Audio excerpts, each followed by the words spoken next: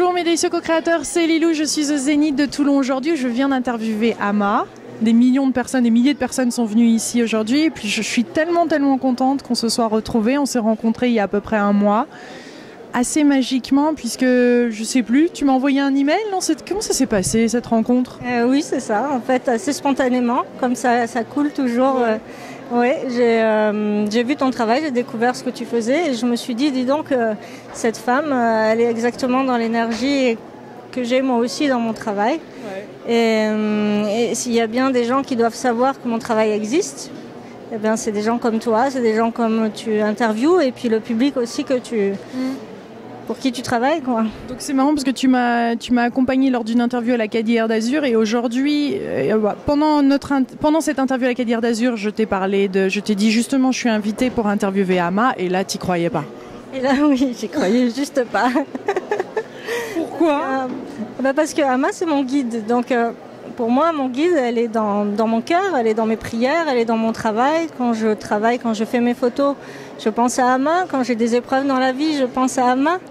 Et donc là, d'un coup, tu me proposes d'aller photographier Ama. Donc c'est juste incroyable. Enfin, c'est comme, je sais pas comment te dire. C'est là d'un coup, et c'est ce qu'on vient de faire, photographier Ama. Quand je fais mes gouttes d'eau, justement, je me connecte à l'énergie d'Ama et de l'amour. Pour moi, c'est ça aussi, c'est l'énergie de vie. Et donc, je me connecte avec Ama au travers de ces gouttes et j'y mets tout mon amour. Et là, d'un coup, je me suis connectée à toi. Enfin, j'ai photographié Ama, à qui je pense quand je fais mes photos. Et donc là, c'était un truc de dingue. Je l'avais dans mon objectif. J'avais son amour et mon amour dans mon cœur. Enfin, bon, je sais pas ce que ça donnera. D'ailleurs, ça a été très compliqué. Oui, il y a eu quelques petits problèmes techniques. Avec Ama. Ouais. J'arrivais pas à faire le net sur elle. C'est fou. Et là, quand même, tes œuvres, donc il y a plein de photos que tu as réalisées. Ça c'était déjà prévu. Ça aussi c'est un petit peu comment les choses se passent, se fonctionnent, c'est-à-dire que ça a coulé. Je voulais donner un coup de main pour la décoration du Zénith pour la venue d'Ama. Je savais pas plier des petits papiers pour faire des fleurs. J'aurais dit je suis désolée, je ne sais faire que des photos. Et quand ils ont vu mon travail, ils ont dit mais c'est tes photos qu'il faut mettre. Et pareil, tout s'est enchaîné. Mon labo nous a suivis, a voulu participer à ça, m'a permis d'avoir toutes ces bâches de mes photos qui sont dans tout le Zénith, dans le hall d'entrée, contre les murs. Et c'est la grâce de me retrouver ici, parce que c'est vraiment tout ce travail-là, le mettre au pied d'un guide, ça veut dire qu'il est béni. Ça fait des années que je porte à Ama mes photos pour qu'elle les bénisse. Pour continuer mon travail et mon chemin. Et là, d'un coup, elles y sont toutes, quoi. C'est simple, il doit y en avoir 60. Ama a 60 ans l'année prochaine. Enfin, il y a tout plein de signes aussi qui se passent comme ça. C'est une vraie bénédiction. Et qu'est-ce que t'en fais alors? Ça t'emmène où, cette aventure? Écoute, on va voir. Oui, non, mais est-ce que tu veux récolter... Oui, il y a quand même un projet. Oui, c'est vrai que du coup, cette grâce, comme ça arrive toujours, c'est...